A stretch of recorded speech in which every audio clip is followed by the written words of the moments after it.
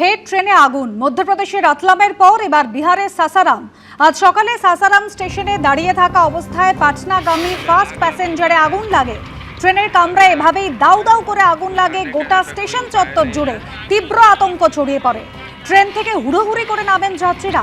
পরে দমকল এসে আগুন নিয়ন্ত্রণে আনে। শর্ট সার্কিটের জেরে আগুন লাগতে পারে বলে অনুমান। আর গতকাল মধ্যপ্রদেশের রতলামে তিরুবনন্তপুরম দিল্লিগামী রাজধানী এক্সপ্রেসের দুটি কামরায় আগুন লেগেছিল। এক্ষেত্রে কোনো প্রাণহানির ঘটনা ঘটেনি, যদিও ট্রেনটি দুটি কামরায় ভস্মীভূত হয়ে যায়।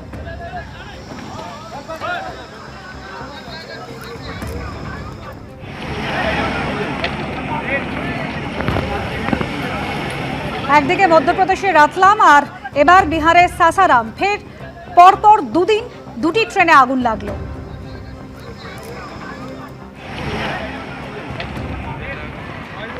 बुझाने का यहाँ पे कोई उपाय नहीं है।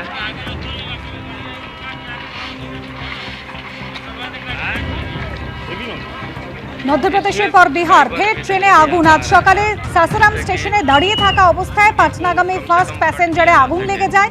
যাত্রীরা নেমে পড়েন হুড়োহুড়ি করে। এরপর দমকল এসে আগুন নিয়ন্ত্রণে আনে। অন্যদিকে মধ্যপ্রদেশের রতলামে গতকাল আগুন লেগেছিল। দিল্লিগামী রাজধানী এক্সপ্রেসের দুটি কামরায় আগুন লাগে, তবে প্রাণহানির ঘটনা ঘটেনি কোনো ক্ষেত্রে।